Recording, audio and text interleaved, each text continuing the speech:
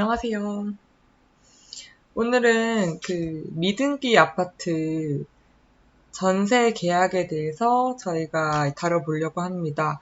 저희 블로그에도 제가 매물이랑 유용한 정보가 있으면은 계속 업로드를 하고 있으니까 저희 블로그도 많이 들어와 주시면 좋겠습니다. 오늘은 미등기 신축 아파트 전세 계약에 대해서 계약 절차와 주의사항, 그리고 계약서에 작성하는 특약을 좀 알아보려고 합니다. 지금 덕화 뉴시티 에리넷들이 입주를 하고 있어요. 이제 2차가 6월 24일부터 입주가 시작되는데, 그 신축 아파트 전세 계약에 대해서 다들 조금 잘 모르시는 부분도 있고, 조금 계약을 안 해보셨던 분들은 조금 무서워하는 부분도 있으신 것 같아서, 생각보다 무섭지 않아요. 간단한 신축 아파트 전세 계약 절차에 대해서 다뤄보려고 합니다. 지금 UCT 헬리넷들도 그렇고 신축 아파트들은 정말 구축들 대비해서 깨끗한 그 커뮤니티 시설과 신축 아파트의 장점을 누릴 수 있습니다. 특히 UCT 헬리넷들은 에어컨이 전부 4대가 들어가 있죠, 방마다. 그리고 인덕션, 시스템 에어컨, 심지어 오브제 컬렉션, 냉장고, 이런 옵션들이 너무 잘 나와서, 정말 가전제품 같은 거는 아예 그냥 새 것들을 그냥 사용할 수 있다는 장점이 있습니다. 이런 장점을 누릴 수 있는 반면에, 등기부가 나와 있지 않은 미등기 상태이기 때문에 전세 계약을 할 때는 주의해야 할 사항이 있습니다. 그래서 그런 것들 먼저 주의해야 할 점 좀 알아보면요. 미등기 신축 아파트는 소유자 확인이 좀 필수로 되어야겠죠. 소유자 확인은 분양 계약서 원본을 확인을 합니다. 지금 분양 계약서는 여러 면으로 이루어져 있죠. 그 맨 마지막 페이지에 권리 의무 승계 내역이라는 페이지가 있어요. 거기에 마지막에 양수인으로 나와 있는 분이 이제 분양 계약서를 지금 현재 소유자라고 보시면 되시고요. 수분양자라고 보시면 되겠죠. 정확하게 표현을 한다면. 네. 그리고 만약에 조금 더 꼼꼼하게 확인을 하고 싶다 하면 입주지원센터와 분양사무소를 통해서 시행사를 통해서 소유자를 한 번 더 확인하실 수 있습니다. 이거는 공인중개사도 하지만 이제 임차인으로 들어오실 계약자분도 직접 전화해서 소유자를 확인하실 수 있습니다. 그리고 분양대금 정산 내역서라는 게 있어요. 분양대금 정산 내역서를 통해서 중도금이 1회부터 6회까지 다 잘 실행이 되었는지, 그리고 그 외에 가압류, 가처분 등의 채무사항이 없는지를 집주인에게 확인을 하시고 이 부분을 특약에 넣도록 하는 게 조금 더 안전합니다. 중도금이 덜어 6회차까지 실행이 안 된 수분양자도 있으세요. 그래서 그런 부분 한 번 더 체크를 해주시고, 부동산도 물론 체크를 같이 합니다. 그리고 혹시나 채무사항이 없는지를 확인을 해서 그 내용을 계약서상에 넣는 거를 추천을 드립니다. 예를 들면 분양대금 납부 내역이 사실과 다르거나 임대인의 신용으로 중도금 실행에 문제가 있을 시 본 계약은 무효로 하고 지급한 계약금 전액과 위약금은 임차인에게 지급하기로 한다. 이러한 특약을 넣으면 문제가 없을 것 같습니다. 그리고 이제 4번. 소유자 신분증을 계약일날 가지고 오시면 그 신분증의 진위 여부를 한 번 더 확인하실 수 있습니다. 이 아래에 3가지 방법으로 확인을 하실 수 있어요. 그리고 5번. 자주 있는 일인데 집주인분이 다른 곳으로 발령이 나서 지금 계약일날 당일날 못 오시는 경우가 있고 부모님이나 아내분이 대신 오시는 경우가 있는데 그러한 경우에는 위임 서류를 꼼꼼하게 받으셔서 그 위임을 제대로 받은 분이 맞는지를 위임장, 인감 도장이 날인된 위임장과 대리인 인감증명서 원본 그리고 신분증 이렇게 3가지를 확인하셔서 대리인이 확실한지 확인을 하시면 이 대리인이 계약에 대한 책임을 지게 되기 때문에 이렇게 추천을 드리고 있습니다. 그리고 6번 그리고 반드시 소유자 명의의 계좌로 계약금을 입금을 하셔야 됩니다. 소유자와 가족관계 혹은 지인관계의 계좌로 넣지 마시고요. 반드시 수분양자 계좌로 입금을 해 주셔야 됩니다. 사실 1번부터 6번까지는 부동산을 이제 통해서 중개로 거래를 하신다면 반드시 확인을 해 주시는 사항이기 때문에 크게 걱정 안 하셔도 되실 것 같습니다. 네, 이렇게 신혼부부들이 요즘 많이 보러 오시죠. 그러면 계약서 작성할 때 특약사항 한번 짚고 넘어가 보도록 하겠습니다. 일단 1번은 전세금이 1순위를 보장을 받게끔 하는 특약을 넣으면 좋습니다. 물론 필수적으로 넣어야겠죠. 임대인은 임차인의 전세금보다 선순위 근저당이나 기타 제한 물건 설정을 금지하며 임차인의 1순위 전입을 보장하기로 한다. 지금 현재 저희가 계약하고 있는 아파트는 전세로 하게 될 경우에는 선순위로 근저당이나 후순위도 마찬가지죠. 근저당 설정이나 기타 제한 물건에 대한 설정을 금지하고 있습니다. 이러한 부분을 한 번 더 특약에 넣고 있고요. 2번, 임대인은 본 분양권이 정상적으로 체결된 분양권임을 확인하며 이후 소유권 이전 등기를 분양자, 임대인 명의로 접수한다. 그리고 이게 분양권, 계약을 한 이후로는 분양권 전매를 하지 않는다는 말을 이렇게 표현을 하고 있는 거고요. 3번, 잔금일에 분양대금을 완납하여 완전한 소유권을 확보하고 분양대금 완납증명서, 입주증 키를 임차인한테 전달하여 입주에 문제가 없도록 조치를 한다. 이를 어길 시 본 계약은 무효로 하며 보증금을 전액 반환하며 임차인의 손해를 입은 경우 손해배상에 대한 책임을 진다. 잔금일에 저희가 전세 잔금도 하겠죠. 전세 잔금일이 분양대금 완납일이 되는 건데 전세 대출을 받으셔서 이제 잔금을 완납을 하시면 임대인은 그 전세금과 본인의 돈을 합하여서 분양대금을 완납을 하시고 완납을 하면 입주지원센터로부터 분양대금 완납증명서와 주택인도증서, 그리고 입주증, 키 이런 것들을 전달을 받으실 수 있어요. 그거를 임차인한테 전달을 해서 임차인의 이사에 아무런 문제가 없도록 조치를 해주셔야 된다는 조항입니다. 4번, 임대인은 잔금 지급일 이길까지 담보권이나 전세권 등 새로운 권리를 설정하지 않기로 한다. 우리가 전입신고를 하게 되면 대항력이라는 게 생기는데 대항력은 우리가 신청하는 날 다음 날 효력이 발생하기 때문에 이 이길까지라는 표현을 넣어주시면 좋습니다. 대항력이라고 하는 거는 임차인이 제3자, 임대주택의 양수인이나 임대할 권리를 승계한 사람, 그 밖에 임차주택에 관해 이해관계를 가지고 있는 사람에게 내가 임차로 지금 살고 있습니다라는 거를 주장할 수 있는 법률상의 힘을 말합니다. 그리고 등기가 없더라도 미등기 아파트라고 하더라도 주택을 인도받으시고 그 전입신고를 하신 다음에는 대항력이 발생을 하고 있습니다. 요거는 관련 조항도 제가 옆에 넣었어요. 그리고 우선 변제권이라고 하는 것은 우리가 확정일자를 받는 걸 확정일자를 받음으로써 보증금, 임대차 보호법상 임차인의 보증금이 최우선으로 변제받을 수 있는 권리를 말합니다. 그래서 이제 경매나 공매로 붙여졌을 때도 경락대금에서 다른 후순위권자보다 먼저 배당을 받을 수 있는 권리를 말합니다. 그래서 이 두 가지는 확정일자와 전입신고를 통해서 확보를 하실 수 있는데 중요한 건 이 이길까지라는 표현을 넣으면 좋다라는 거죠. 그리고 30일 이내 만약에 저희가 계약을 하고 30일 이내 입주를 할 예정이라면 임대인에게 말씀을 드리고 계약 시 확정일자 전입신고, 임대차 신고를 동시에 진행하기도 합니다. 이 부분은 서로 이야기가 되면 이렇게 진행하실 수 있을 것 같습니다. 그리고 5번, 임대인은 임차인이 전세자금 대출 신청한 것에 동의를 하고 적극 협조해 주기로 한다. 또한 임차인이 신청한 전세대출이 전액 나오지 않을 시 계약은 해지하기로 하고 임대인은 지급받은 계약 금액을 임차인에게 반환하기로 한다. 네. 그리고 저 같으면 이제 은행에 확인 후 며칠까지는 임대인에게 이 부분을 고지해 주기로 한다라고 특약을 넣을 것 같아요.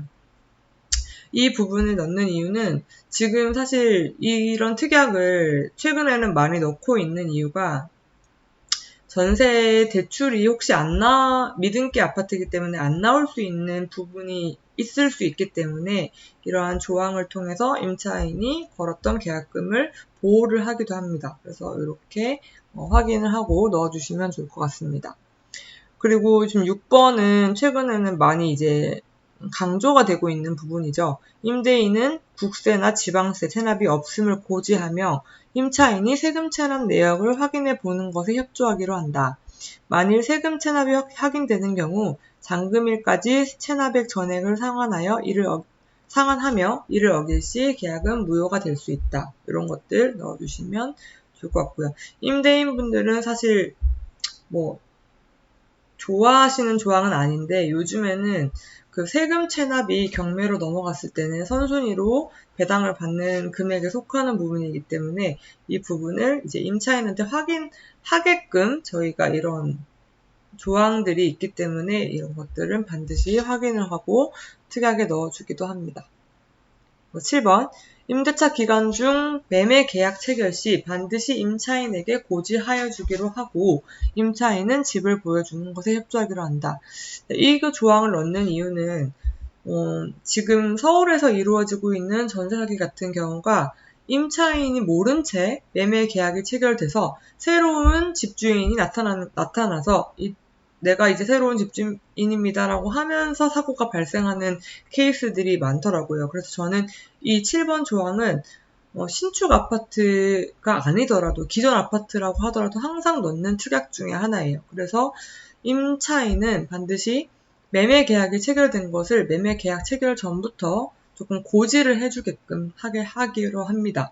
왜냐하면 임차인이 전세보증보험을 요즘에는 거의 100% 정도 가입을 하고 있는데 전세보증보험 회사에도 임대인이 바뀐 부분을 고지를 해줘야 하기 때문에 임차인도 이 부분을 반드시 알고 요즘에는 새로 계약서를 쓰는 것도 많이 권장을 하고 있습니다. 자, 그 외에 이런 부분들 임차인인 이제 신축 아파트이기 때문에 하자보수에 적극적으로 협조하기로 한다라는 조항. 그리고 저희가 이제 신축 아파트가 기본 옵션이 많아요. 그 기본 옵션을 소중하게 사용하고 분실이나 파손 시에는 손해배상키로 한다. 이러한 조항들은 너무 좀 당연한 부분이죠. 그리고 반려동물 사육에 대한 부분, 입주 청소에 대한 부분, 이런 것들은 이제 협의를 하여서 이제 작성을 해주기도 합니다. 마지막 잔금일 절차에 대해서 한번 알아보도록 할 건데요. 신축 아파트 잔금일은 기존 아파트 잔금일과 비슷하긴 하지만 조금 다른 부분들 있기 때문에 좀 설명을 드리겠습니다. 잔금일은 반드시 평일에 진행을 하고 있습니다. 왜냐하면 대출 실행되는 부분도 그렇고 돈이 입금이 되고 확인이 되어야 되는 부분들이 있기 때문에 평일에 진행을 하고 특히 입주지원센터에서도 확인을 하고 이제 은행에 이제 확인하는 절차들이 있기 때문에 평일에 진행을 하고 있습니다. 그리고 잔금일 이후에 이사를 들어올 수 있는 상황이면 매우 좋지만 잔금을 오전에 하고 오후에 이사를 해야 하는 일정이면 조금 신속하게 일 처리가 되어야 합니다. 자, 1번. 일단 전세 잔금이 임대인에게 입금이 되어야겠죠. 그러면 전세 대출이 실행이 되고 잔액을 입금해서 임대인에게 전세 잔금을 완납을 해 주셔야지 임대인은 본인의 돈과 전세금을 합하여 이제 오전에 입주지원센터에 잔금을 다 완납할 수 있도록 합니다. 2번이 그 내용이죠. 그 중도금은 이제 은행 쪽으로 완납을 하고 은행에서 바로 팩스로 입주지원센터에 완납 영수증을 보내도록 하고 있습니다. 이 부분도 은행과 사전에 이야기가 되면 조금 더 신속하게 은행을 갈 필요가 없이 진행이 되고 있고요. 그리고 잔금, 발코니 잔금, 기타 유상 옵션 잔금, 관리비 예치금 이런 것들을 각각 그 계좌가 다 다르기 때문에 따로따로 이체를 해서 완납을 한 부분을 이제 입주지원센터에 확인을 하여서 잔금 완납 증명서 그리고 주택 인도 증서 이 두 가지를 발급받도록 합니다. 그래서 요거는 소유권 이전 등기, 우리 등기 접수할 때 필요한 서류들이기 때문에 잘 챙겨 놓으셨다가 등기 접수를 하셔야 되고요.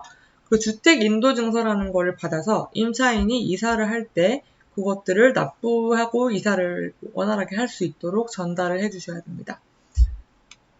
자, 1번부터 3번까지 저희가 다 부동산에서 함께 입주지원센터에 가서 그런 것들을 확인하고 있으니까 너무 걱정하지 않으셔도 되고요.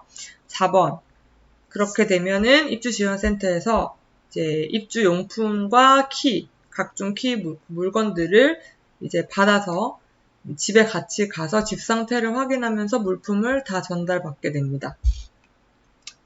그리고 이제 그 오후에 바로 이사를 들어오셔야 되겠죠.